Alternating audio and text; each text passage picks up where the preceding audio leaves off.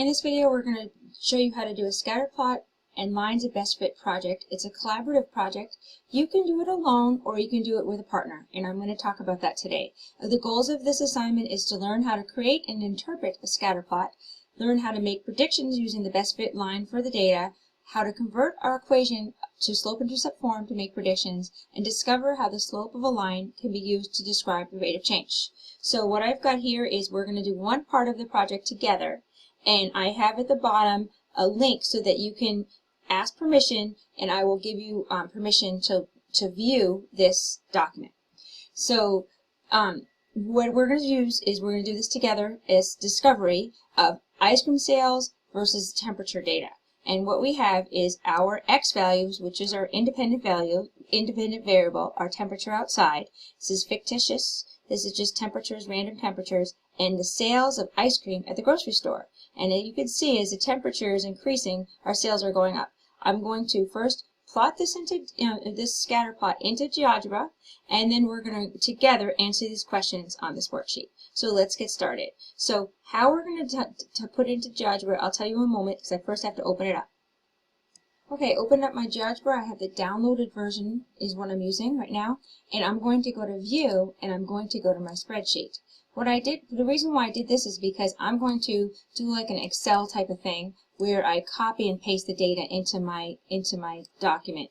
Notice I have 10 data points, so I'm going to go over here and not do the 1 through 10, just go from here to here. Hit Control C and go over to my GeoGebra. I don't know why. Let me make this a little bit bigger over here, and I'm going to go over 2 and down 10 and hit Control V. My last line is 72.3 and 580. Let's just check that. That's exactly right, and the first line is the same. So let me show you how to plot this in here.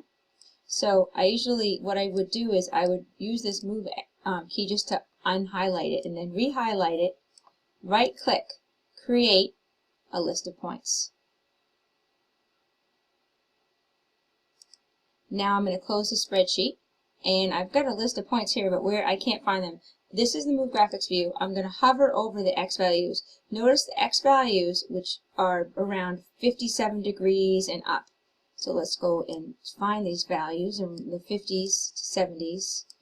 And let's see, I don't see them yet because I have to drop down the Y's. The Y values, which is our range, starts around $200.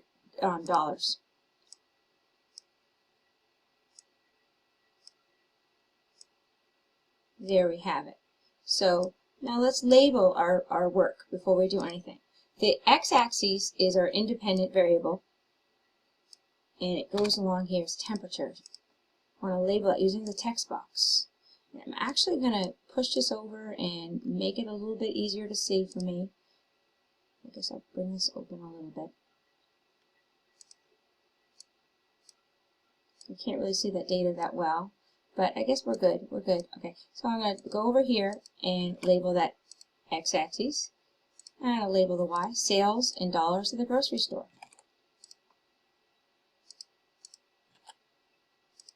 And I'm going to move this over. And now I'm going to label the entire graph. And I'm just doing Control C and Control V. It's really easy. Now I've got my data, my scatter plot. I've got my x-axis is temperature outside and sales in the grocery store. This is fictitious data, and let's start answering the questions. Let's scroll down. What type of correlation is this? Positive, negative, or scattered? Well, as the temperature is increasing, the sales are going up. So I would say this is positive. So I'm going to write down positive. Write the equation of the line in slope-intercept form. Well, there's two ways of finding the line. I'm going to show you two ways, but I'm going to show you if we click on 2 points and we use this line tool. This is in standard form. If I right click, I can change it to slope-intercept form. But that's not how we're going to find the equation of the line. Let me show you how we're going to do it for our data. I just wanted to show you that has that feature to change it. You right click on it and it changes to slope-intercept form. But what we're going to do is we're going to use our move key and highlight these points. Then we're going to go underneath this perpendicular key to the best fit line. Bam! And it's already there. It's a best fit line. It's a tool that's built inside of this GeoGebra.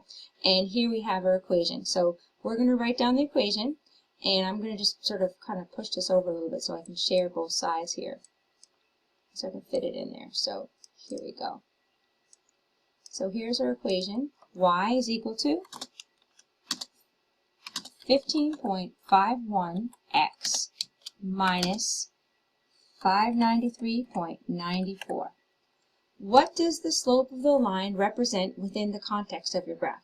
I didn't put this as one of the goals, but one of the goals of this is to be able to take a very difficult and advanced sentence and break it down so that you can understand what it means, a mathematical sentence, and not be intimidated and be really proud of yourself because you can answer this. So let's go to the question. What does the slope of the line represent within the context of your graph? This is where we're taking the slope and showing it as a rate of change. So let's write down the slope on over here, and I'm going to go back to here. And the slope is right here, 15.51. So we're going to write it down over here. M is equal to 15.51. Now let's also remember that slope is equal to the change of y, which is going to be delta, change of y, divided by the change of x. So what I'm going to do next is I'm going to put the units for the y on the top, and that's dollars. And then I'm going to put one of these division signs on it, and then the units for the x on the bottom. And now I'm going to try to go back to this question that says, what does the slope of the line represent within the context of your graph? So let's see what this means. $15.51, and this is per, this division sign is per degree Fahrenheit. So it's a positive number. The sales are going up $15.51 per degree Fahrenheit.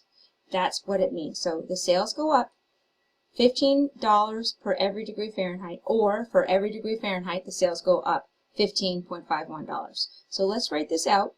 So it says the sales are going up 15.51, and make sure I can read this, dollars per degrees Fahrenheit. Now we're going to make some predictions. What do you predict the sales to be at 90 degrees Fahrenheit? Well, that is when, at 90 degrees, is when x is 90. So we're going to write it down. X equals 90.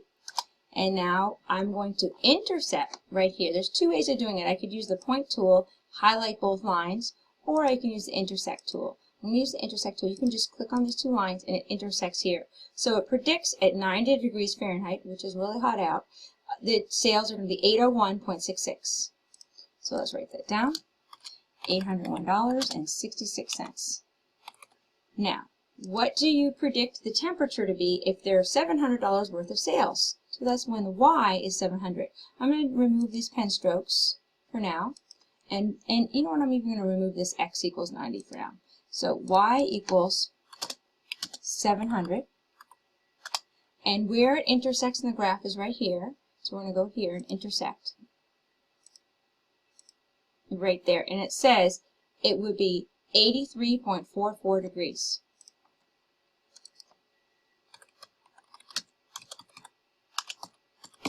Outside. What is a reasonable domain for this function given the data of the chart? Now remember that domain are the x values, range are the y values. So they're asking a domain, reasonable domain. Well, notice something right here. I'm just going to tell you something that's interesting. If I put a point right here, that's at 38.3 degrees outside. It says there's no sales. Or if it's under that number in the 30s and 20s, the sales are negative. Well, that just shows you that this is not a good domain. So I'm going to undo that. And I'm going to mark a reasonable domain. And these are right in the x values. I can make it a little bit off, a little bit lower. So I'm going to say between 50 degrees and somewhere around here I'm going to say 95 degrees.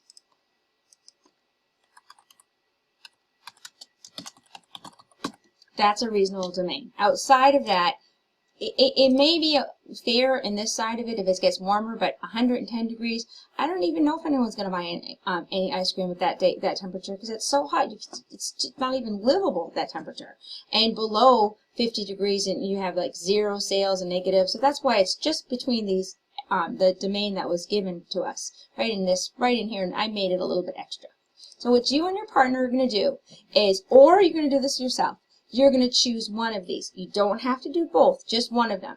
The cost of repairs versus the number of oil changes per year, or the median salary versus the years of education. So you're going to choose one of them, and you're going to put in the data, and you can go back and scroll through the video and check to see how, just to make sure that you know how to do this, and answer these questions. And at the very end, you're going to answer the reflection questions. I hope that you enjoyed this video, and I'll have a link below. Thank you so much for watching.